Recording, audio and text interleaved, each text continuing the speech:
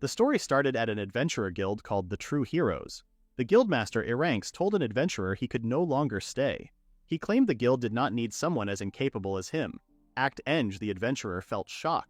He could not understand the reason. He had made good contributions to the guild and struggled to believe they would suddenly dismiss him. Act quickly stood up. He tried to argue against the decision, but the guildmaster kept insisting that the guild could not keep people who were not useful. Security guards grabbed Act by the arms and pulled him toward the door. He struggled and pleaded with them to stop and talk more about the matter, but it was no use. Act asked what he should do afterward. The guildmaster claimed it was not his problem. They forcefully threw Act out through the main guild door. He was no longer a part of the guild. A few years passed by. In the kingdom of Gator Nygard, in the city of Noetz, a knock sounded on the guildmaster's office door in the Adventurer Guild of Heaven's Gem. A visitor named Cage asked for the guildmaster, who turned out to be Act, our protagonist. When Act told him to come in, he thought about his previous employer's words, and the painful memory of his own exile still remaining in his mind. That day long ago, he had been unfairly kicked out of his old guild. Because of that experience, he had promised himself he would never treat anyone with such cruelty. When the blacksmith Cage came into the office, Act spoke bluntly, telling the boy he did not need to come back. Act said Cage was not useful to the current guild. The blacksmith looked at the guildmaster in confusion and started mentioning that he had been helping the guild this whole time. Act stood firm, stating he would not repeat what he said, and that Cage should just get out of his sight. The younger man tried to protest, but Act's manner showed clearly that he would not listen to any arguments. In this thoughts, Act reasoned that there was a limit to everything.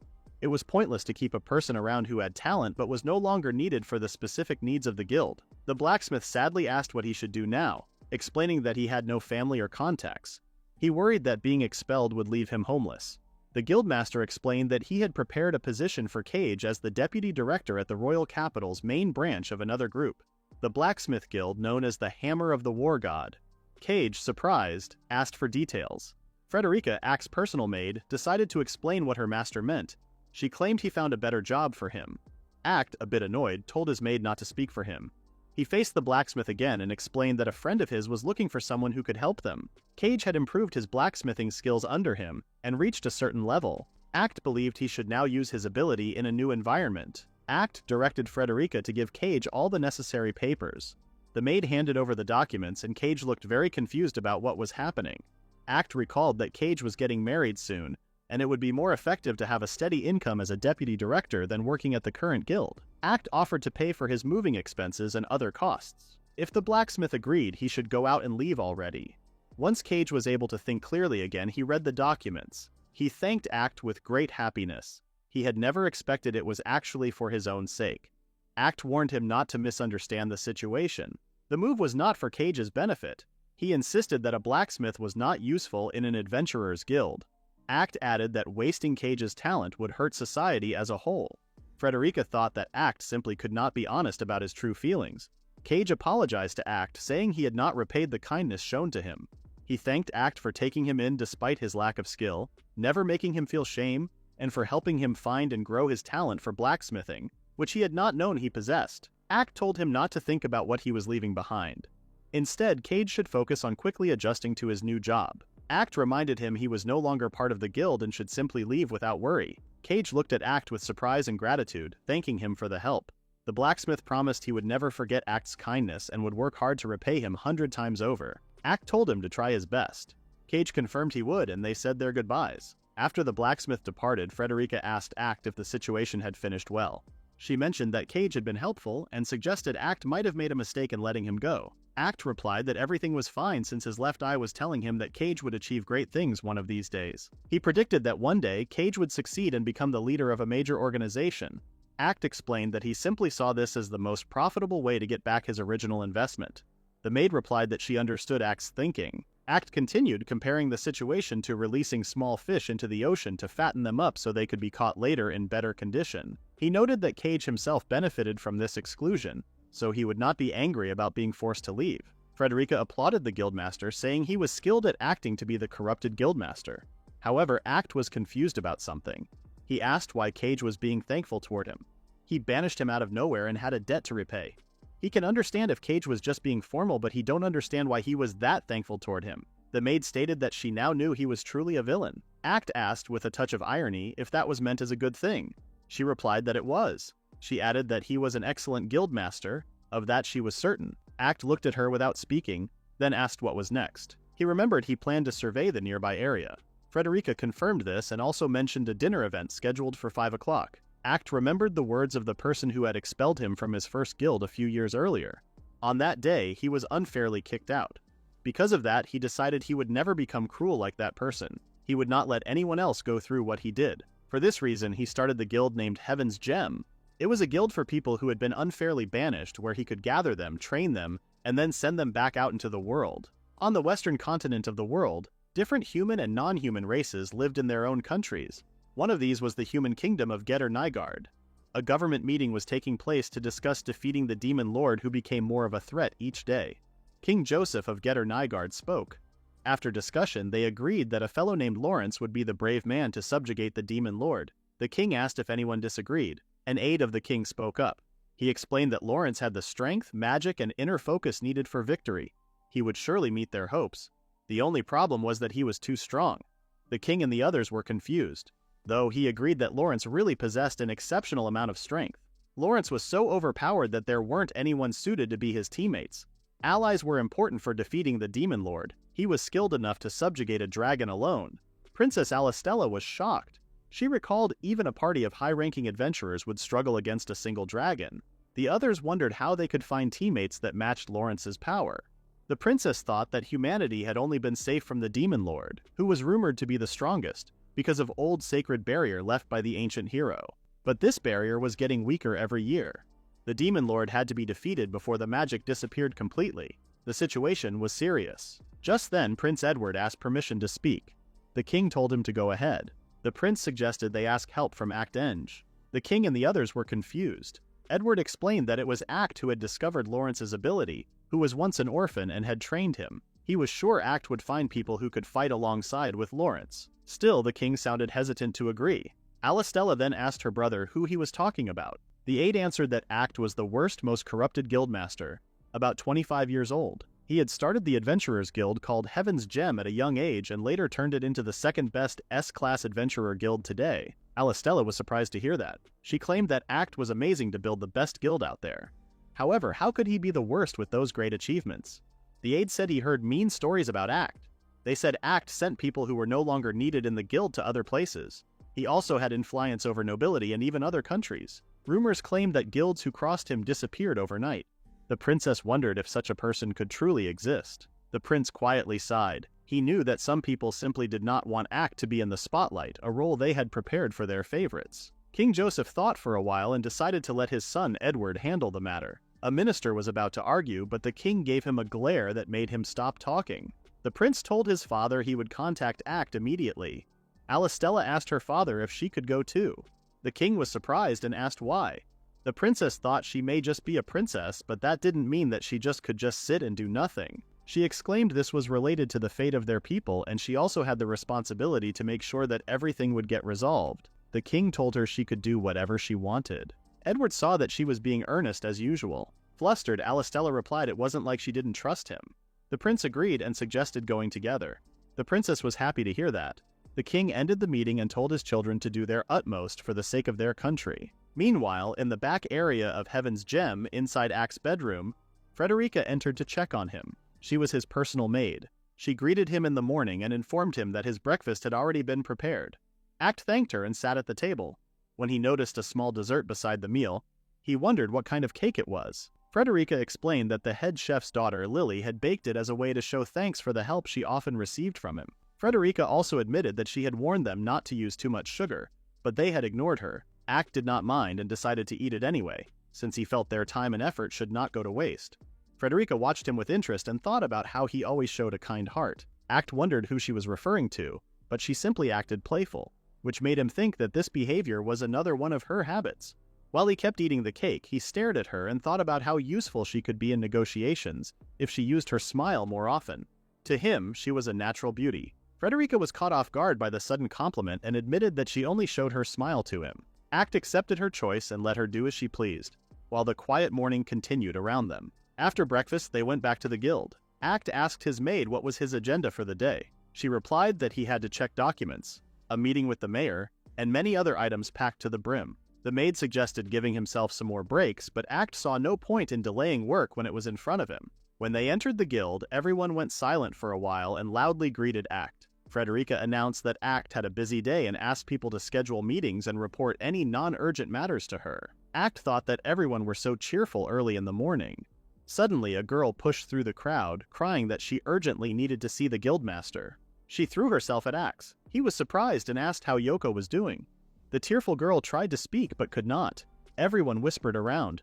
They wondered why Yoko, the commoner genius who became a court magician after leaving, had come back. Frederica reminded him it was about time for his meeting, but Act told the maid to cancel his meeting, saying he would apologize to the mayor in person later. Frederica asked if he was sure about that. Wiping her tears, Act said Yoko was one of his subordinate after all. He took the girl's shoulders and led her to his room. The people watching were impressed by how cool their guildmaster was. In the office, he had Yoko sit and gave her tea. He asked if she had calmed down. The girl said she was fine and asked for his forgiveness. Frederica recalled how Yoko had been kicked out last month and joined the Royal Court of Magicians 2 months ago. Act confirmed this, adding that Yoko was once a healer but had a high aptitude for magic. The maid asked if working as a court magician was not to her liking. Yoko replied that she liked the job because it was her dream job. However, something bad had happened. She was put in the magical research department and faced unwanted attention from their section chief named Hagen. He used his status as a nobility. He threatened to fire her if she resisted his advances and touched her very often above and below. She spoke to her co-workers, but they told her to stop complaining and endure it. She put up with it because Act had recommended the job, and she did not want to cause him trouble. But she could not handle it anymore. She wanted to quit as a court magician and return to the guild. Act felt troubled and understood the problem. He remembered a time when Yoko brought him documents he asked for. He saw she looked sick and asked if she was unwell. She said she was fine. Even though her temperature was high, she assumed it was just an error. He wanted to tell her to go home, but he knew Yoko was very dedicated to her work and wouldn't leave it unless it kills her. And so, he told her he was sending her away to become a court magician. She was surprised and happy, saying it was a dream come true and she would do her best. Now Act looked at the sad Yoko and told her to lift her head. He apologized, saying he should have learned more about the palace's inner workings and that it was his mistake for introducing him to that place. Yoko disagreed, saying it was all Hagen's fault. Act apologized again but said he could not agree to her request to return. After all, her childhood dream was to become a court mage. The girl was surprised that he remembered. Act replied that a guildmaster never forgot his subordinates' dreams and goals. Frederica claimed her master never forgets anything once he heard it and called him amazing. She claimed hating on uselessness to this level was a talent on its town. Act asked if that was supposed to be a praise. Anyway, he promised to take care of the situation so Yoko would not have to give up her dream job. The girl looked nervous. Act told Frederica to set up a meeting with the court. Yoko worriedly asked what he was going to do. Act claimed he would just teach some bastard about what would happen if he laid his hand on a diamond he polished. He pulled a small magic communication device from his pocket and spoke to someone, apologizing for calling all of a sudden. The person excitedly greeted him. Act asked if they had some time today.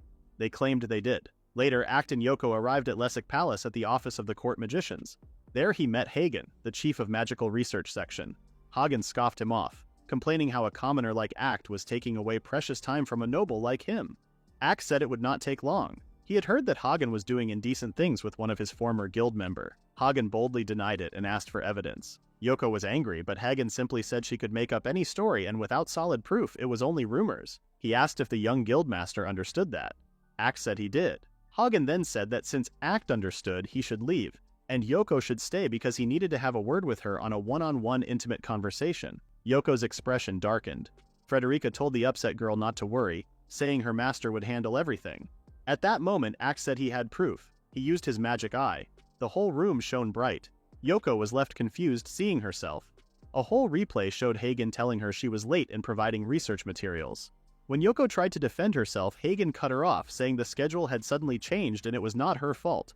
But he needed to punish her severely, even if it was just a formality. He added that since they were alone, she should not resist. Hagen told them it was enough. Looking at the projected replay of the past, he asked Act if this was his power, a magic eye. Act confirmed that his right eye could see the past hidden in an environment. Hagen realized that if this was shown as evidence, his position would be lost. Act stood up and told Frederica he needed something. Hagen then exclaimed the evidence would be erased if he killed Act. He used his wind magic, Wind Edge, saying that if Act died, there wouldn't be anything to be worried about. Frederica calmly gave Act a knife and cut off Hagen's magic with one swing. Seeing how his magic attack was dispersed, Hagen was shocked. Act called out to Frederica, who then leaped toward Hagen and pinned his face to the table. She looked like she was about to kill him for trying to kill her master. Act told her not to waste her energy on him. Hagen was confused, saying it was impossible that someone would be able to see through his chantless magic. Act told him that his eyes saw everything. His right eye could see the hidden past, and surprisingly, his left eye could read the future and hidden potential. Hagen, twisted by the maid, was surprised. He realized Act had chronosight, the magic eye that lets someone see the past, present, and future. He thought that no one with such a rare power had appeared in centuries. He wondered how a commoner could have such a rare ability. Act turned to him and said he was not a complete evil and was willing to make a deal. If Hagen apologized to Yoko honestly and promised not to do it again, Act would pretend there was no proof. Hagen asked if that was true. Act assured him. Hagen quickly agreed to apologize. Hagen crawled to Yoko's feet, bowed, and begged for her forgiveness. He said his behavior was out of impulse. Act asked if he was admitting to all of his wrongdoings. Hagen exclaimed it was all his fault and promised not to do it again. Act asked if that was enough. Yoko hesitantly agreed. However, Act told her not to worry because it was not over yet. He then called out Edward's name. Everyone was shocked by the prince's sudden appearance except for Frederica, who simply bowed her head. Yoko was wide-eyed with surprise and Hagen was scared. Hagen tried to ask why he came, but Edward approached Act first, bowed, and said it had been a long time. Hagen could not believe that the prince was bowing to a commoner. Act and the prince greeted each other. Act asked Edward if he had heard everything. Edward confirmed it. He looked at Hagen and said with disapproval that the chief had brought shame on himself as a nobleman serving at the palace. Hagen tried to say it was wrong and a misunderstanding. The prince angrily cut him off, saying they had proof, and Hagen himself confessed, so he should prepare for punishment. Hagen, almost crying, begged him not to. He said he was merely touching a commoner. Edward, with angry eyes, said that nobles and commoners were equal. They were all citizens of the same country and could not be treated differently. If he didn't understand that, then he was not qualified to be a nobleman. Hagen tried one last time to persuade the prince to change his mind, but it was too late. A few days later, Yoko visited Act, apologizing for taking his time. Act assured her it was fine and asked for her progressive report. Yoko said Hagen was fired and lost his title as nobility. There were other charges, including assault. The new chief was a good person and she enjoyed her job now. Act said he was happy for her. Yoko thanked him sincerely for his help. She also said she knew he was a good leader, but it turned out he could fight too, which was amazing. She was curious about his chronosight. As a member of the magical research department, she would love to study them. Frederica tried warning her, but Yoko immediately said she was joking. Act calmly told Yoko that the eyes were not that useful and had limits. He explained that the further away the event was, the less clear the future he saw became. Sometimes the future was different from what he saw. Also, the skill used a lot of magic power, so he had to be careful not to use it too often. Frederica agreed, saying that Act had intelligence and eyes that allowed him to predict things, but he was not omnipotent like God, so Yoko should not have unrealistic ideas. Yoko said she understood everything and would definitely help them if they had any problems. Frederica, speaking in a way that sounded like a wife, replied that they would be happy to work with her. Act was annoyed by how they just finished the conversation by themselves. Yoko thanked him again and promised to help them in the future. After she left, the maid praised Act's work. She said he solved the problem and also made a strong link with the most likely person to become the next head of the court mages. She expected as much from an exemplary corrupt guildmaster. Still, Act still didn't understand why he was being thanked by others when he was only doing what was obvious. The maid smiled faintly. Act looked out the window. The maid concluded that he really was a corrupt guildmaster. Later, after resolving Yoko's issues, Act met with Prince Edward and apologized for making him put through it. Edward said Act did not need to thank them, as the royal family should have stopped such internal issuist. Edward then asked Act for a favor, to nominate people for Hero's Party. Act asked if he should find companions for Lawrence. Edward was surprised and tried to ask how he knew, but realized it was useless asking. Act said he didn't even look into the future if that was what Edward was thinking. He normally don't use his eyes for things like that. He knew his powers would get advantaged of, so he was the one chooses when to use it. He told Edward that finding suitable people wouldn't be an easy task. Edward hoped he could borrow his eyes and connections. Act wondered if the uptight ministers would allow it. Edward admitted they would not, since they only knew him by rumors. Act knew the ministers didn't want to leave things to someone they couldn't influence. To them, Act was a stray dog that they wasn't on the leash of any of the minsters, and if someone like that succeeds, they couldn't benefit from it. He knew too well that they don't want some random commoner youngster to take credit. Act said the whole situation was complete rubbish. He had his own goals and refused to waste time on entertaining the old fart's charades. Edward understood Act's anger but said Act was the only person who could do the job honestly without being tied to any single faction. Edward begged Act to help their country. He even bowed his head to show his sincerity. After a brief pause, Act refused. The prince was shocked and asked why. Act stated he did not care about the country's future. Just then, Princess Alistella rushed in, demanding to know why he would say that, and why he was refusing a royal decree. Edward spoke her name in surprise. Act calmly repeated that the kingdom's fate was not his problem. He said it was Lawrence's duty to save the world and that he was no longer one of his people. He pointed out the hero should find his own companions. He questioned if the royal family was so weak that they had to rely on a commoner. The princess became very upset. She told her brother they should leave. Edward tried to stop her, but Act told Alistella to wait. She angrily asked what he wanted. Act told them it was late and they should stay for the night. She was surprised that he showed enough care, but she insisted she did not have to listen to his advice. Act shrugged and said they were free to do as they pleased. She grabbed her brother and quickly pulled him out. Edward apologized to Act as they left and said they would see each other again. After they were gone, Frederica mentioned how rude the princess was. Act asked if she had heard everything. The maid confirmed she had and confessed she was this close to beating Princess to death. Act told her not to waste her time on it. Frederica tried to argue, but Act firmly told her not to make him say it again. Act's serious expression worried Frederica. He then turned to her and said he needed her to do something. Frederica realized Act must have seen something with his magic eye. Act thought that his eye sometimes saw the future on its own, and most if it were crises. He told the maid he needed to go out. Frederica asked if they really had the duty to help the royal family. Act told her not to get the wrong idea, explaining that this was just a step toward his own goals. Meanwhile, the prince and princess were riding home in a carriage. Alistella complained that Act was a terrible person. Edward told her not to be angry. He agreed that defeating the demon lord was the royal family's duty. The princess was upset that her brother seemed to be taking Act's side. Edward insisted Act was not rude, he just could not show his real feelings. Edward believed Act was a kind person. The princess disagreed. Edward thought the situation was bad. He believed both Act and his sister were necessary for the country's future. He explained that if Act easily accepted the royal decree, the minsters might start harassing him. Alistella still did not think Act should put his own future first. The prince then asked how they can compensate Act's losses. He explained that Act was the head of his guild and had a duty to protect his own people. Now, if he faced the big task of finding heroes, and if he failed, his guild would also suffer. The prince asked if she understood why Act refused. Alistella, feeling ashamed, agreed. The prince continued, saying Act was a good guy. The princess claimed to her, Act seemed selfish and corrupt just like the rumors. Edward promised she would see the truth soon. Edward started to say more, but the carriage stopped suddenly. Alistella was thrown off the seat and Edward hit his head. Edward groaned and wondered what happened. Alistella asked what was wrong. A moment later, Edward felt a cold knife pointed at his neck. A bandit then discovered they were the prince and princess. Alistella realized they were robbers who knew their identity. Edward yelled at his sister to run and save herself. The bandit struck the prince, knocking him down. Edward tried to get up, but the bandit stepped on his hand and told him not to move. Edward asked who sent him. The bandit smiled and said it was a powerful person who found the prince very annoying. Edward wondered if it was related to the hero team selection. He shouted at the bandit to leave his sister alone since she was unrelated. The bandit said he did not care and only wanted the money. Alistella yelled at the bandit to release her brother. However, the bandit easily caught her arm and leaned closer to check her face. He was surprised how bold she was, and it would be fun to play with her. Edward rushed at the bandit, shouting at him not to touch his sister. Edward managed to strike him and yelled for his sister to run. They jumped out and saw several bandits surrounding them. They asked the first bandit what was happening. The bandit, rubbing a bruise, complained how it hurt. Edward pulled out his sword, but someone grazed his cheek and the prince fell. Alistella knelt by her brother and tried to wake him up. The bandits said it was a fast-acting poison and Edward would soon die.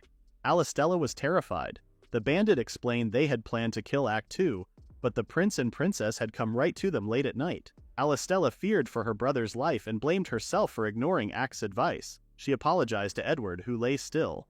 Then the bandit grabbed her hands and said it was time to have fun with them. The princess struggled and screamed for him to stop. The bandit threw her to the ground and pinned her down. The princess struggled and cried for help. The bandit told her no one would come. They were alone in the forest at night. He started ripping off her dress. The princess shrieked in horror. The badnitz was glad to hear her beautiful voice and asked how else she could scream. The girl closed her eyes, feeling helpless. At that moment, Act's voice called out, asking if the princess was giving up. The bandit was surprised and asked who Act was. He released the princess and turned to Act. Act told the bandits he was giving them a chance to leave. The bandit smugly said Act was foolish to walk to them just like that, making their job easy. Act looked at Alistella and told her this was what she got for ignoring his advice, and now she would face the consequences. The bandit felt offended that he was being ignored and rushed at Act. The princess shouted for Act to run. The bandit struck but missed. Act dodged the attack by barely moving. The bandit was shocked Act managed to dodge in this darkness. Act quickly moved behind the bandit and knocked him out. All the bandits stared in surprise. The bandit was confused and asked how Act did that. Act walked to Alistella and gave her his cloak to cover herself. She took it and asked about her poisoned brother. Act told her to relax. He had stopped the poison from working. She was confused. Act explained that he had the power to control time. He could speed up or stop the flow of time in an area. By stopping the time flow in the prince's body, he stopped the poison. Now he just needed to make him drink an antidote later. Alistella thanked God. Act turned to the bandits and pointed out how they have all failed their mission. He suggested them not to resist and surrender for their own good. The bandits laughed, saying they haven't failed yet since they can always call for reinforcements. Act then tossed a projection ball to the ground and asked if they were talking about those people. A scene was then projected in the area, showing a huge wolf obliterating the other bandits. The bandits were confused after seeing their comrades turn to popsicles. Act said he was happy to get rid of the criminals hiding in the capital. They took the bait so quickly and saved him a lot of time and trouble. The bandits were angry and asked if he just realized that he had done. Act said he did not owe them an explanation. A bandit ordered the remaining bandits to attack Act and kill him. The bandits ran toward Act. Act used his incredible speed to quickly defeat them one by one. He thought that by speeding up his own time flow he could move faster than a person could see. A bandit was angry and confused, wondering how they can fight against something like this. The bandits were being knocked out before they knew it. Soon all the bad guys were defeated. Alistella was amazed by what she had seen. A carriage appeared nearby. Act told the princess not to worry since they were allies. The carriage approached, and the princess realized it held the royal court healers. She assumed Act had known her brother would be poisoned. She wondered who Act really was. Noticing how she was wearing his coat, she couldn't help but blush. Watching her brother getting healed made her sleepy. She slowly leaned toward the ground, but Act helped her out. He couldn't help but sigh. Meanwhile, a minister was angrily yelling after hearing that the assassination attempt had failed. He was angry that the assassins known as the Guild Grey Wolf had lost. He tried to call the Assassin Guild's leader but could not reach him. Then Frederica entered his office. She held a severed hand with the Assassin Guild's mark on it, which was holding a ringing device. The minister was shocked. He fearfully asked who she was. Frederica bowed and greeted Minister Bourne. She said Act had sent her as his Grim Reaper. Just then, the minister's phone rang. The maid told him it was her master and that Bourne should answer it. The minister answered and heard Act say, "Checkmate. The Assassin Guild was destroyed." The minister cried that this was impossible. Act asked him if the maid had shown him the proof. Bourne looked at the hand and quickly offered to pay Act whatever he wanted. He suggested they team up, as they were both villains who wanted to make money. Suddenly, the minister felt cold. Frederica, who had caused the IT, said Act was not like a worthless scum such as him. She created a block of ice and trapped the minister. Afterward, she picked up the device and told Act she was finished. She praised Act for using the attack to get rid of small-time villains. Act told her to return right away. A while later, Alistella approached Act. He asked her what she wanted. The girl was confused and thanked him for saving them. The princess said she thought about it and decided she should apologize to him. Act told her that next time she should listen to other people's advice. Alistella was surprised that he spoke so genuinely. She realized this was the kind of person he was. She asked if he knew that the Assassin Guild was destroyed. She said her father had found the assassins tied up. She heard a minister had planned the attack and was now terrified of going public. She asked Act if he had planned all of this and why he helped them so much. Act told her not to misunderstand. It was a personal problem. He explained that if the royal children were attacked, it would also affect him since he was now connected to them. Alistella was confused. Act asked if Edward had not told her. He said he had been chosen to find the heroes' team members and was supposed to help Edward as his advisor. The princess finally understood. Act must have planned to help from the start. This way, he would not be openly criticized. She asked him why he refused to help earlier. Suddenly, Frederica entered the room and pointed out how the princess doesn't understand a thing about her master. The maid pulled a stack of papers from a desk and said Act had planned to help Prince Edward from the very beginning. The princess was shocked. Frederica pointed to the papers. Alistella saw a list of candidates for the hero team. Act explained that they had been looking for suitable people long before the prince's request. The princess realized they had known Lawrence would become a hero. She thought about how convincing Act was when he refused them. It was amazing. The girl said they could have just told her the truth. The maid joked that Act was a person who hid his true feelings. The princess was confused. Frederica laughed and said she was the only one who truly understood Act. Act felt embarrassed and asked if the princess was done. He told her to leave. The girl said no. She wanted to stay with him for a while. Frederica was angry and asked why. The princess explained that she still did not completely trust Act and wanted to figure out if he was good or evil.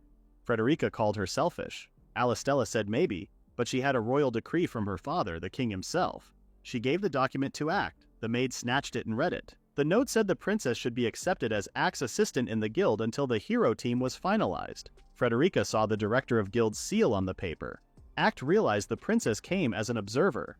Frederica then asked permission to sink the castle in a permafrost. Act told her to stop since it would be just a waste of time. Act read the note himself and agreed that from that day on, the princess would serve as his assistant. Frederica was angry and exclaimed she was already his assistant. Act told her that she would teach Alistella her new duties. Frederica looked defeated and walked out, trying to stay calm. She grabbed the door handle and shouted that the princess should not expect any special treatment from her. She slammed the door behind her and left. Act told the princess that even though her job was just for show, she still had to do her work correctly. Alistella said she understood. She swore to watch him closely to find out if he was truly an evil guildmaster. Act smiled and told her to do as she liked. The guildmaster's personal maid, Frederica, started her morning early. Hearing her alarm, she stretched and thought fondly of her master. She stood, got ready, put on her uniform, and went out to announce the morning meeting. Lily, the head chef's daughter, asked Frederica if the master had eaten her cake. The maid confirmed that he had, and that he found it delicious. The girl felt happy and promised to try even harder with her cooking. A dwarf then told Frederica that a visitor had been waiting near the gate since the night before. Lily complained about the man's persistence. Frederica decided she would handle the newcomer. At the gate, she saw the man and decided to get rid of him. The man exclaimed he was not a suspicious person, but S-Rank, the guildmaster of the major guild, True Heroes. Frederica asked if he was really that Mr. S-Rank. S-Rank tried to ask if Act was doing well. She claimed her master was still sleeping and explained that he should have scheduled a meeting, as arriving so early was poor manners. The man apologized and said Act was very busy, making it hard to schedule a time. Frederica asked him his purpose for coming. The man explained that he wanted Act to return to his old guild. Years had passed since he had unfairly kicked Act out. The man had finally realized that his guild was falling apart, and that only Act's power had kept it running. The man was desperate for Act to return and help rebuild the failing organization. He fell to his knees and begged for Act's help. Frederica was angry. She firmly refused, asking how he could expel Act without cause and then selfishly demand his return. S-Rank suggested forming an alliance between the guilds, but Frederica immediately shut down the idea, stating there was no benefit for Act's guild. The man threw himself at her feet and grabbed her arm, pleading that Act was a merciful man who helped the weak and should help them too. Feeling angered and disgusted, Frederica let out a strong magical pressure, telling him to cut it out already and calling him a maggot. She encased him in a block of ice and shouted that the master did help the weak for a greater purpose, but not for villains like him. The man shook from the cold, unable to speak. Taking pity, Frederica melted the ice and apologized for her sudden outburst. She told him he should try to rebuild his own guild. S-Rank insisted it was impossible.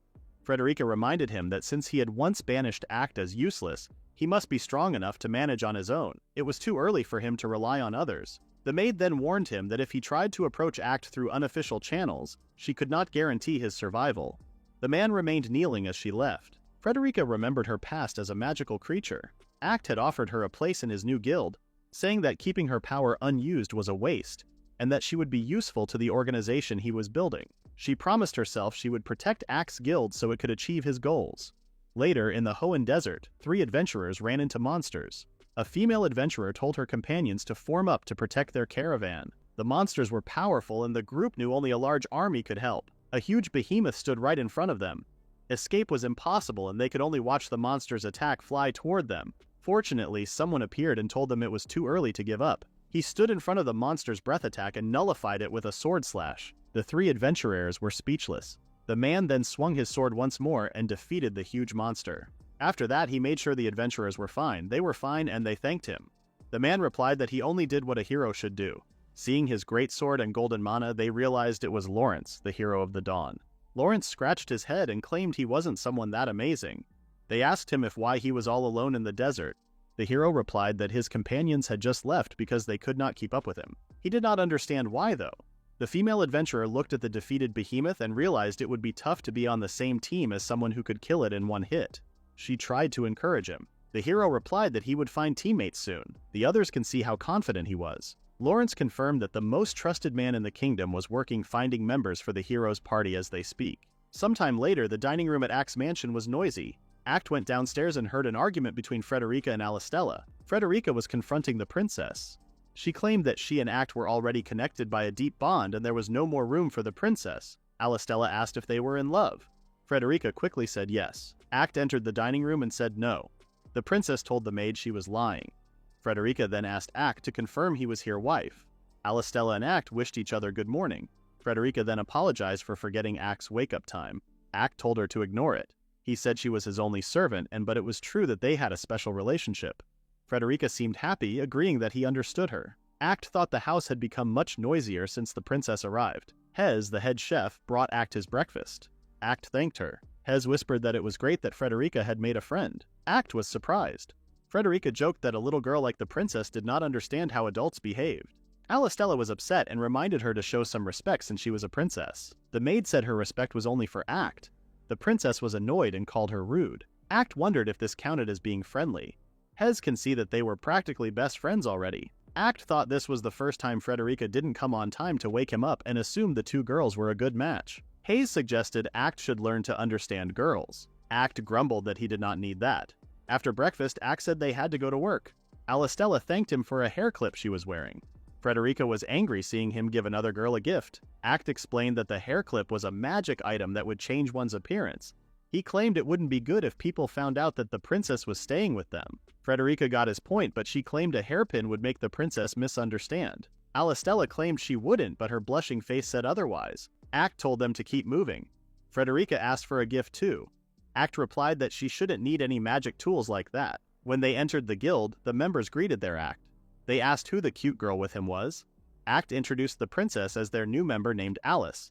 Everyone cheered, assuming she was Act's new apprentice. Female members then crowded around Act, asking if he was going to dinner with them on their next day off. A small argument started among them.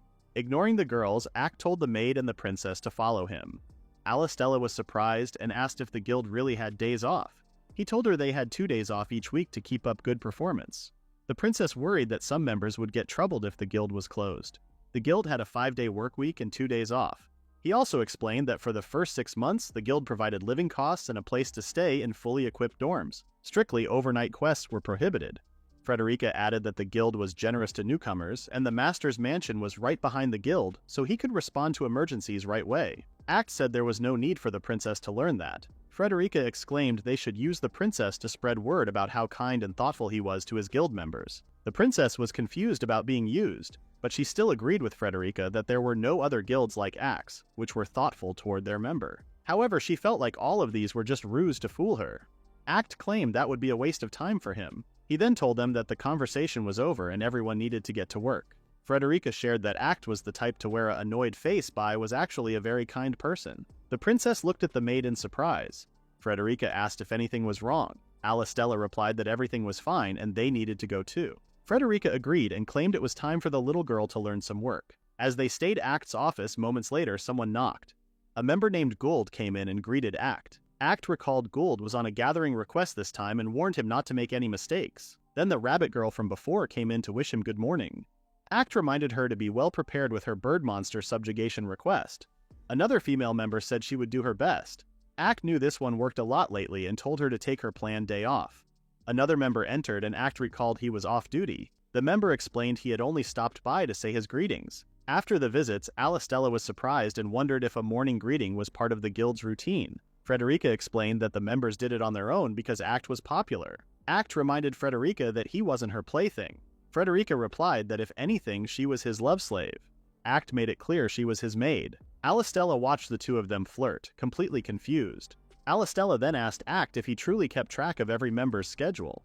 Since he was the one giving out tasks, Act confirmed that he did and said he gave out jobs based on each person's skills. The princess was amazed, saying that seemed like an impossible job. Frederica proudly called Act the best leader, but Act told her to be quiet. Alistella observed that for a high-ranking guild, Act's guild seemed to have few members. Act told her that many people eventually leave. She was surprised that people would leave such a good workplace. Act laughed and decided it was time to show her what kind of person he really was. A young boy named Kemis knocked and asked to enter. When Act agreed, he came in. Alistella was surprised to see a child working. Act then told the boy that he was fired and had to leave the guild immediately. Both Alistella and Chemist were shocked.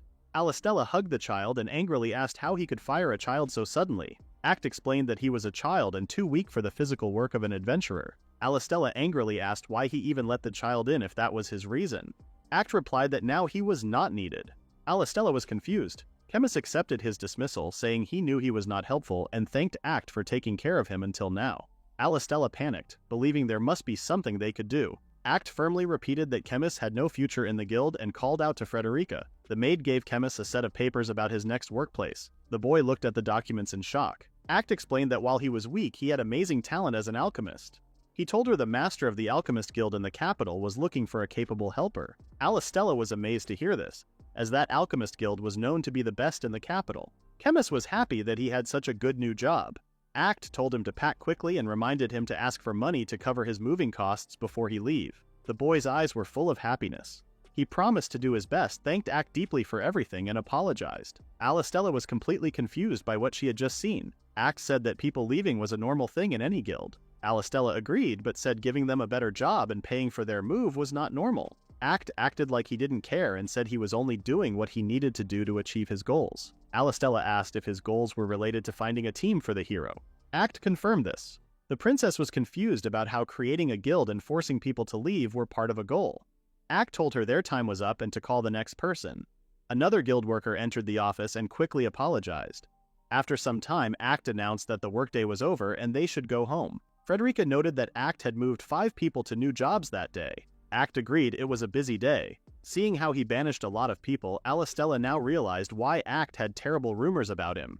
Act asked her if she finally understood the kind of person he was. Alistella answered that he was kind and caring. Act was confused by her answer. Frederica grabbed Alistella's hand and said the princess finally understood that Act only banished members for good reasons, and was better than other guild masters. Act then smack-you'd her head and told her it was time to leave. When they left the office, they saw tables set up and guild members sitting together. They were inviting their friends to eat dinner and have a drink. Alistella asked Frederica if the members always waited to eat dinner until the end of the day. The maid replied that they did. Alistella was amazed and mentioned how popular Act was. Frederica proudly agreed, calling him the best guildmaster. When they arrived home, Act sat down at a table to look at documents. Frederica brought him something warm to drink. Act noted that he had not asked for it. The maid replied that a good assistant knows what the master wants before being asked. Act told her to leave it. Frederica noticed the papers and asked why he was working late when he told everyone else not to. Act explained it was a task from the king to find teammates for Lawrence. Frederica read a news report that Lawrence had just killed in Behemoth with 1 hit. She wondered if Act had any possible teammates in mind, though she knew he would succeed. Act said he would not quit the job he started. Frederica believed him and asked if anyone could match the hero. Act said he had a couple of people in mind, but one had problems with his personality. Frederica realized he was talking about that specific spearman. She said everything would be fine. Act asked her why she thought that. The maid replied that Act saw more than other people did, and when his eyes glowed, success was certain. Act felt embarrassed and told her to stop talking as if she knew everything. She hugged him from behind, asking him not to push himself too hard and take care of his own body too. Act said he was about to go to bed anyway and stood up. Seeing how disappointed his maid was, he asked her to massage his shoulders a little. Frederica was happy to agree. She suggested he lie down so she could massage his back, but Act refused. Later, far from the guild, a group of adventurers were hunting monsters in the Tamas Plains. A lookout shouted that he had found a pack of orcs. When asked how many, he shouted that there were 100. The adventurers were shocked because their task was only for 50 orcs. They realized something was wrong and needed to run away. Just then, a young man with a spear appeared. He called the orcs weak and bravely attacked the monsters by himself. He finished the fight very quickly. The group was stunned that he had easily killed a huge group of orcs. The spearman walked up to them and said that plebeians like them should be thankful that he, Ulger the genius, had saved them with his spear attacks.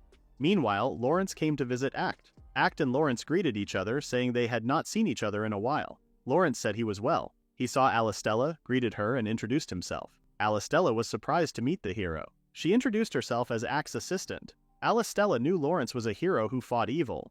Lawrence humbly said he was not someone strong in front of Act, though. Act told Lawrence to take a seat. Lawrence looked for Frederica. Act explained that his maid was working on something else. Alistella would help instead. Lawrence started at the two for a while and realized they finally had another person who understood Act. He asked her to take care of him. Act asked what has gotten into him. Lawrence apologized and asked why he called him over. Act claimed he took on the request to find members for the hero's party. Lawrence said he felt safe knowing Act was working on the problem and was waiting for the person Act chose to arrive. Act told him to wait a little longer. Soon after, Ulgar the spearman arrived. He had cleared time in his schedule for Act's sudden call. He noticed Lawrence, the hero, sitting there. Lawrence greeted him. Ulgar introduced himself as the best spearman alive. Alistella quietly thought Ulgar acted too proud. Ulgar asked why the meeting was happening. Act pointed at Lawrence and explained that the hero needed strong team members. Ulgar felt honored and said he was the perfect person for the job. Lawrence agreed and thanked him, saying he had been waiting for someone like him. Act stopped Ulgar and said he was not a good match for Lawrence. He warned Ulgar that if he kept acting like a fool, Act would change his mind. Ulgar was surprised and demanded Act explain his words. Act said he had reasons for his decision and was sure of it because he knew Ulgar very well. Ulgar then decided he would leave the Gict. He told Act that if Act stopped getting in the way, he would reach his full potential. He said he would become Lawrence's companion, achieve success, and silence Act's interfering guild. Act agreed to let him do as he wished. Alistella was confused by Act's decision. Ulgar laughed, saying this would make him even more famous. He told Act to watch and be proud that he was a member of Act's guild. Act simply agreed. Ulgar quickly took Lawrence and asked Act if there was anything else. Act told Ulgar he was quitting the guild on his own will. He warned Ulgar that if things became hard and he wanted to come back, it would be too late. Ulgar scoffed and said he would return as someone who had defeated the Demon Lord. He told Act not to wait for him. Act accepted his words. Lawrence simply glanced toward Act and nodded their heads to each other with knowing smiles. After the two men left, Alistella thought Ulgar was annoying and rude. She asked Act why he let Ulgar go after all he had done for him. Act told her to calm down and not waste time for him. She then asked if Ulgar was really the one he had thought to become the hero's companion, and asked why Noit outright said it to him. She claimed he was kind of roundabout with his explanation. 2 weeks later, Lawrence used a communication device to tell Act that something bad had happened. Act asked what was wrong, and Lawrence replied that Ulgar had disappeared. Alistella looked at Act with worry and shouted in confusion. Meanwhile, in a bar in the city of Noetz, Ulgar slammed a beer mug on the table and complained about a lot of things after becoming the hero's companion. He thought about how hard the training had been every day. Lawrence had just told him to run 100 kilometers and swing his spear 10,000 times. Ulgar had decided to quit, claiming he was done with it all. He realized Act's warning was real. The place had actually been good, but he felt he could not go back. He wondered what he should do. Just then, he asked someone who they were. A man named Fyodor greeted Ulgar. Fyodor explained he was a scout looking for skilled people for a guild. He claimed Ulgar was the greatest spearman in the world. Ulgar proudly agreed. Fyodor mentioned that Ulgar had defeated many orcs by himself and deserved the title of the greatest. Ulgar laughed, agreeing that Fyodor understood skill and that his guild needed a strong man like him. Fyodor suggested Ulgar should become a combat instructor for their guild. Ulgar was surprised. Fyodor explained that a person with martial arts skills would be very helpful. He suggested this was a better job than fighting bad guys. Ulgar realized this might be true. Fyodor noted that the hero was the one who had to defeat the Demon King. He made Ulgar consider if he would be important if he only helped the hero. Ulgar agreed that Lawrence was too powerful, like a big fish in a small pond. Fyodor touched Ulgar's shoulder and said that the role of an instructor was a better fit, and that a trainer's life was easy and paid well. Ulgar said he understood. Then, Act's voice called out, asking for Ulgar. Fyodor tried to compose himself. Ulgar was shocked to see his ex-guildmaster. Act noticed Fyodor and remembered him as a deputy guildmaster from another guild. Act said he had business with Ulgar. Ulgar held his head and asked what Act wanted. Act commented on how he looked terrible. He heard him ran away. Ulgar was angry and denied running away.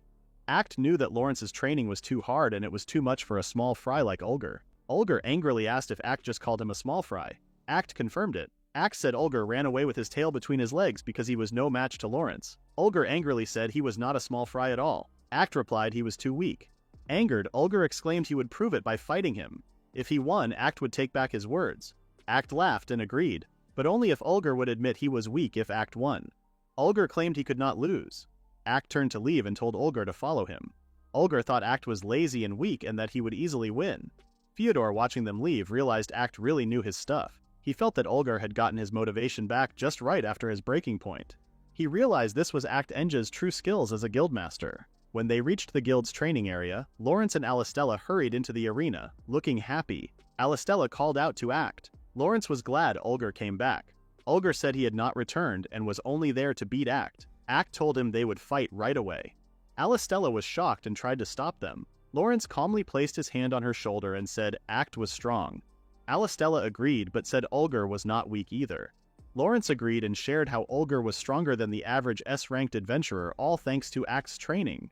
Alistella became more worried and asked them to stop the fight.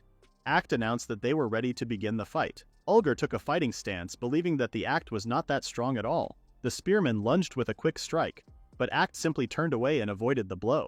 Olger was surprised that Act dodged. Act kicked Olger's foot and made him trip and fall flat to the ground. Alistella was amazed. Lawrence exclaimed that was the work of Act's chronosight. Act easily asked the spearman if that was all he got. Olger became angry and began attacking Act with new energy, but Act easily dodged and blocked all the hits. Act then found the right timing and delivered a punch to the guts. As the spearman fell on his knees, Act said that with Olger, the hero's team would surely be defeated. He also asked Olger even noticed that he had not moved even a single step. The princess was shocked. Act pointed out how a fighter like him couldn't even lay a hand on a non-combatant.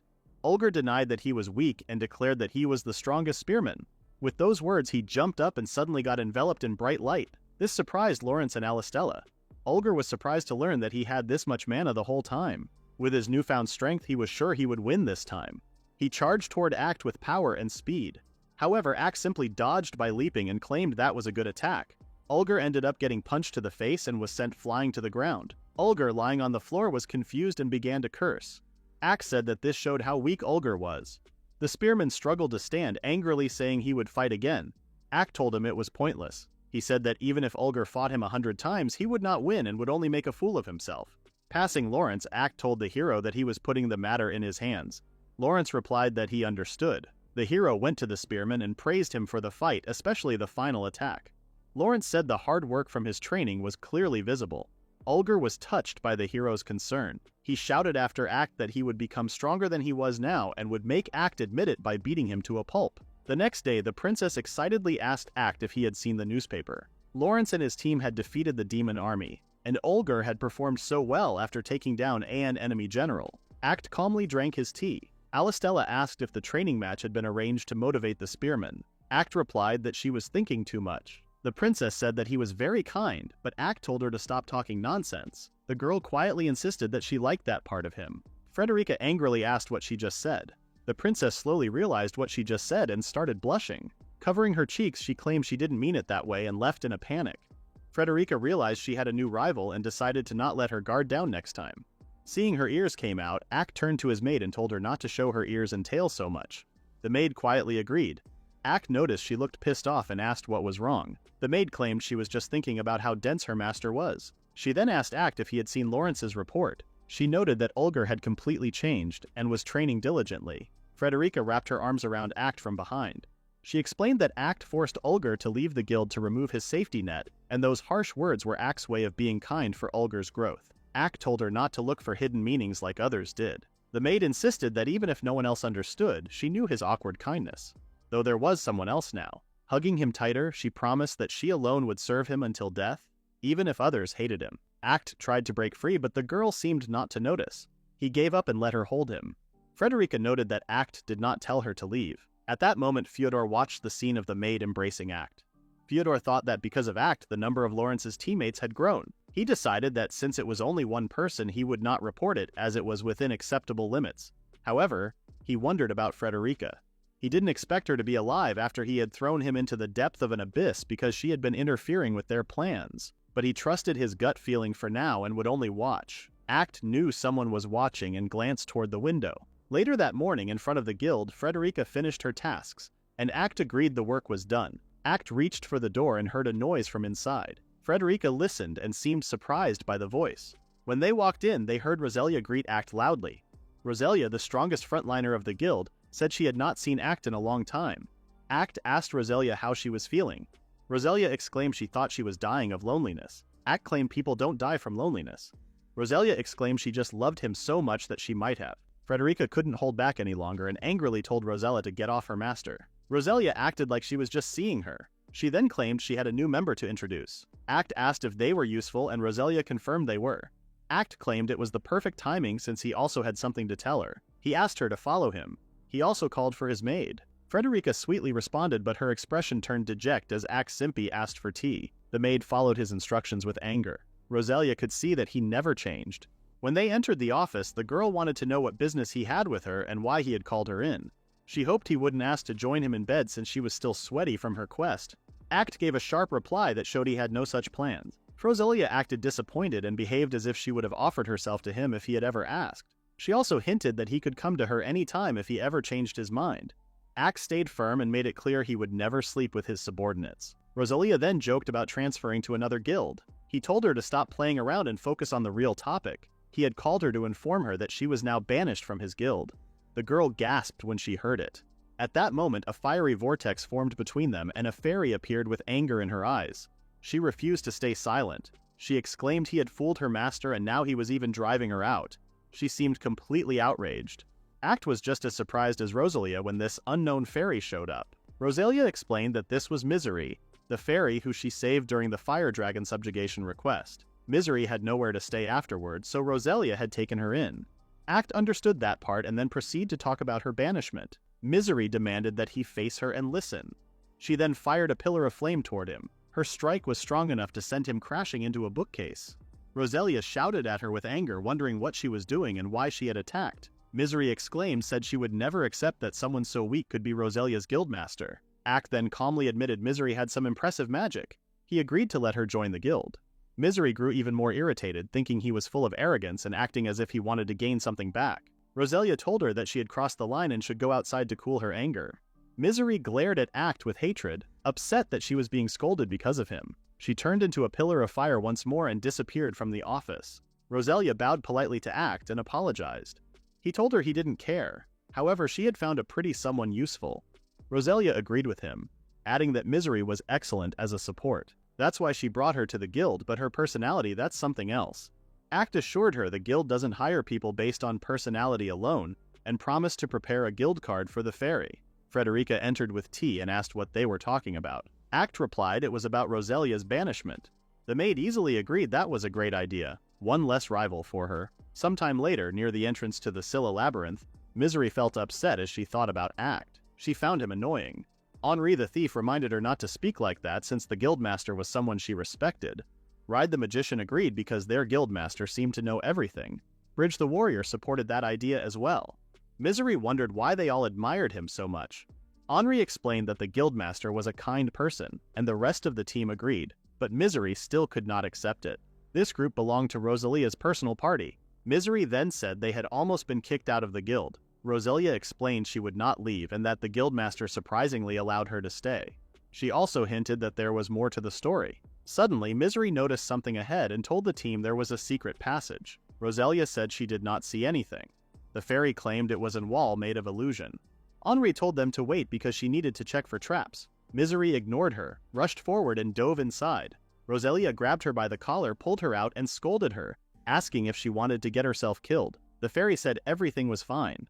Rosalia reached her hand into the space and discovered that it was truly a hidden area. The team entered and Misery told her mistress to follow. Rosalia admitted that noticing the passage was impressive, but she also asked if Misery considered the danger. Moving into an unknown place could lead to anything. The fairy insisted that everything was safe and that there were no traps. She claimed she had already checked the area with her wind magic and found no teleportation traps. Still, Rosalia warned her that she was being careless. Misery suddenly urged everyone to look at the treasure inside. She insisted the discovery was all thanks to her. Henri glanced at Rosalia in warning. Rosalia agreed and told Misery to step back. The fairy didn't listen and said everything was fine and that they needed to divide the treasure soon. She reached toward the treasure, but the treasure began melting. Misery asked in surprise what was happening as a huge magic circle appeared beneath their feet. Rosalia explained it was a magical teleportation barrier. The fairy stared in disbelief, saying there should not have been any traps and that this situation should have been impossible. The magical aura spread across everyone in the room. When the trap finally turned off, Rosalia checked if her team was complete. She looked around with confusion as she tried to understand where they had ended up. Everyone noticed that they had been moved into a large chamber. At that moment, the torches on the walls lit up with bright flames, filling the place with light. Misery felt a wave of fear as she tried to make sense of the sudden change. Rosalia warned the team to prepare for a fight because something dangerous was approaching. The fairy looked unsure, and as she looked toward the front, she felt the chills all over her body. Rosalia explained that this chamber served as the room of the dungeon boss, who ruled over the entire maze. A huge monster appeared before them. The fairy started panicking. Rosalia urged her to stay calm and instructed the team to stick to their training. The group slowly moved forward. Far away, Fyodor watched them through a magic ball and felt pleased that his plan was going well. Thanks to a dumb fairy, things had become easier for him. He claimed Rosalia had the potential of becoming one of the hero's companions, an obstacle to their plan, and so he decided to have her removed from the face of Earth. After some time, Misery appeared in the guild, filled with despair. She begged everyone to help her mistress because she believed Rosalia would die if nothing was done. Act heard her cry and asked for an explanation. She exclaimed she triggered a teleportation trap and had the whole team sent to the dungeon boss's room. The adventurers discussed the situation since defeating the boss monster usually required around 30 people. They wondered if escape was possible. Act came down the stairs and explained that no one could leave the dungeon boss's room until the It was defeated. The others then questioned why Misery was able to leave. Act explained that the fairy had used maldistribution magic, which allowed her to form bodies of wind with their own awareness that could appear in different places at the same time. When asked if her real body was still inside the labyrinth, she confirmed it. She felt embarrassed yet impressed that the guildmaster understood her magic so well. She also explained that there was still no way out for her real self, which made her panic because Rosalia was in danger. Even though she felt selfish for asking, she begged everyone to save her mistress. After a quiet moment, the adventurers agreed. They believed that helping anyone from the guild when they were in trouble was what made them a part of Heaven's Gem. However, Act objected, pointing out that even Rosalia, the strongest in the guild, had been unable to defeat this enemy. He doubted they could succeed. Misery, shocked and desperate, angrily asked if they were just abandoning her master. Act called out to Frederica and the maid appeared at once to report that everything was ready. He turned to Misery and told her they needed to leave. The adventurers reacted with excitement because they felt safe now. It seemed their master already had a plan, and Frederica was strong enough to support it. Misery wondered if the master would truly help after everything she had said earlier, but Act reminded her that she was mistaken if she thought he was doing it for her. He was the one who sent out Rosalia on the quest, and all responsibility rested on him. It was also far too early to lose someone like her. Misery felt grateful, but she still believed nothing would change if he handled it alone. Frederica smiled and hinted that Misery would understand in time. Their master was not only kind but also carried other strengths. They rushed toward the Scylla labyrinth with Act leading the group. The fairy pointed out that moving so fast could be risky because of hidden traps. The maid answered with confidence that there was no problem. Their guildmaster avoided every trap and every enemy without slowing down. Misery watched in growing surprise as she realized they had not faced a single danger on the path. She wondered what kind of ability could allow this. She doesn't know what was going on anymore. Before long, they finally arrived in front of a huge and menacing door. Misery was surprised to arrive so quickly without taking any shortcuts. Act calmly told her they were going in. Inside the room, Rosalia kept fighting the monster with all her strength. She thought that its tentacles, no matter how strange they looked, were extremely hard. The demon seemed to mock her as it pushed its attacks even harder. She used triple slash and cut several tentacles, and for a moment she believed her attacks were working. She followed with triple thrust blooming, stabbing multiple tentacles at the same time. She then used one of the severed tentacles as a foothold to finish off the main body. However, she noticed the tentacles growing back. They regenerated too fast and her strategy failed. The enemy's endless recovery confused her, and she began losing control of the fight after only a few exchanges. She wondered if doubling her speed would have been enough to win, but she was running out of options and couldn't do it on her own. At that moment, she felt someone caught her. Act had arrived just in time, and his sudden appearance shocked her. He then looked toward Frederica, and the maid told him to take care of the wounded while she handled the monster. She shifted into the form of a magical beast and charged fiercely at the master of the labyrinth, acting as the new threat the demon had to face. The demon looked confused by her sudden appearance. Rosalia felt a mix of surprise and disbelief, unsure if Act had come for her sake. Act corrected the thought by saying he was there only because he had been asked to come. Misery happily rushed into her mistress's arms. Act asked about the rest of the team, and the fairy pointed toward their location. Her true body held the barrier, and she instructed him to follow her. Act saw the wounded people and stared at the wounds with his left eye. Ride looked at his injured leg with surprise because the pain was already gone. Henri seemed amazed as she watched. Misery wondered if the healing stopped both the bleeding and the pain. He explained that he used time manipulation. By slowing the body's internal time, the injuries stopped getting worse. Act studied Misery's double and thought about how the wind created a protective barrier too. He gently patted the fairy's head, thinking that she had helped and protected them well, and that she could leave the rest to him. Misery grew emotional at the compliment. Rosalia's team wanted to join the fight, but Act refused. He believed they would only risk their lives for nothing and cause even more problems. He decided that he, Roselia, and Frederica would defeat the enemy. He then looked at the fairy and ordered her to protect the others. Roselia pointed out that the tentacles were the biggest problem because there were far too many of them.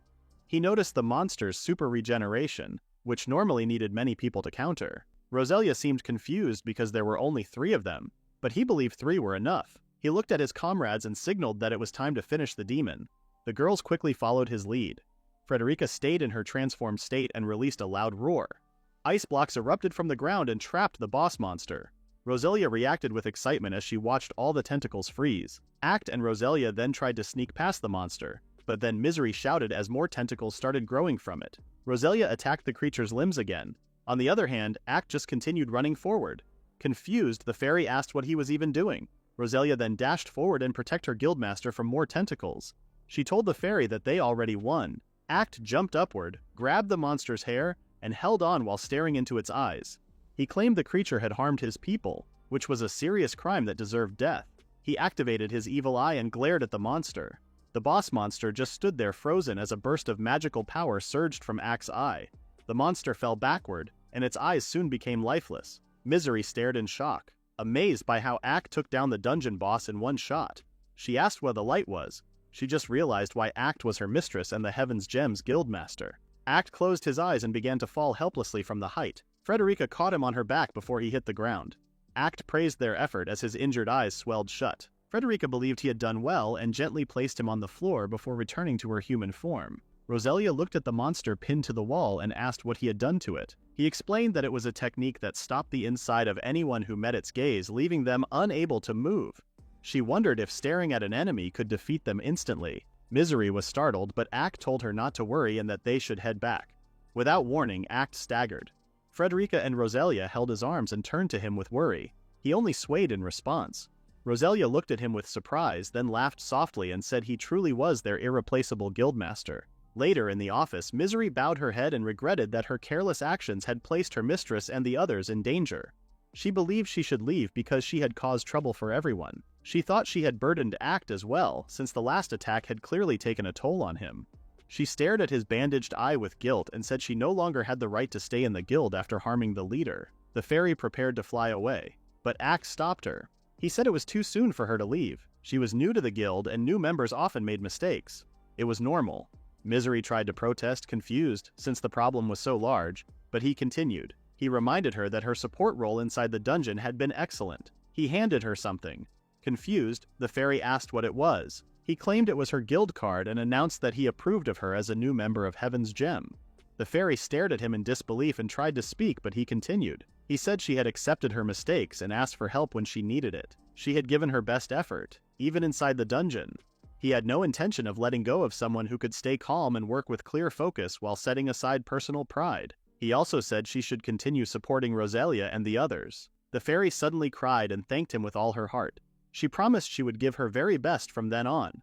Roselia watched her assistant with a warm smile. Act then spoke with Roselia and said she would be suspended for a while as punishment for placing the group in danger. Roselia asked if he was sure about that. Misery was confused, believing everything had been her fault and not Roselia's. Act said the responsibility for the group's actions had always belonged to the leader. The fairy tried to protest, but Act explained that the guild had a retreat on the beachfront resort. Roselia needed to take the party members there for half a month. Everyone would rest and enjoy quiet time away from work. Misery tried to protest, but then realized she just heard him said resort. 2 weeks in a villa at the shelter sounded unbelievable. Roselia felt just as confused as her. Act continued and said that during this time they could do whatever they wanted. They could relax by the beach and enjoy themselves. He would give them enough money so they could live without worry. Roselia laughed softly and Act wondered why she was suddenly laughing. Roselia simply replied that they would enjoy a proper rest. Frederica claimed this was basically a trip for welcoming a new member, fully paid by the employer. She couldn't believe he still called himself as a corrupt guildmaster when she just gave the team a paid leave to hang out. Soon, Roselia's group enjoyed their vacation fully. While resting under the warm sun on the beach, Misery asked Roselia why the guildmaster had tried to expel her from the guild before. Roselia said they had planned to send her away to the hero Lawrence's party. Misery reacted with amazement and asked why she refused such a chance. Roselia said it was because she did not want to leave Act. The fairy was surprised that this was the only reason. Roselia said it was normal to stay close to the person one loved. She said Act always thought about the future of his subordinates. When he needed to banish someone, he acted strict so they would not doubt him. But if one would really oppose like she did, he would take back his decision. Misery asked if the guildmaster was really putting that much thoughts into his members. Roselia said that was why everyone loved him so much. Misery felt regret. She realized she had been unfair to him before. Roselia said the master forgave everything because he believed the mistakes of his subordinates were his responsibility as well. That was simply his way of thinking. Misery looked pleased to hear such things about Act and giggled while blushing. Roselia sighed and said he had gained another rival. The fairy reacted shyly, confused by her comment. Roselia laughed and said Misery was blushing, which looked cute. She guessed Misery had fallen for their guildmaster too. Misery, fully embarrassed, tried to deny it. Meanwhile, Frederica sensed something. She exclaimed she just detected a sudden surge of romantic comedy energy. Act asked what kind of nonsense she meant. The maid urged him to set her as his number one. He said all subordinates were equal to him. The maid insisted that was not what she meant and complained that he was impossible to deal with. She sighed and said she would return to the real matter. She asked why he had come back. Act explained that Misery, a skilled fairy, couldn't detect the teleportation trap. This seemed strange, and he realized it had not been a trap at all. Frederica, surprised, asked what it could have been. Act assumed someone had used a teleportation spell on Roselia and the others. The maid said she understood, but teleportation magic was extremely hard to use, which meant the enemy was very strong. She asked if he had seen the attacker. Act said no because the person had not been near them. The spell had been cast from very far away.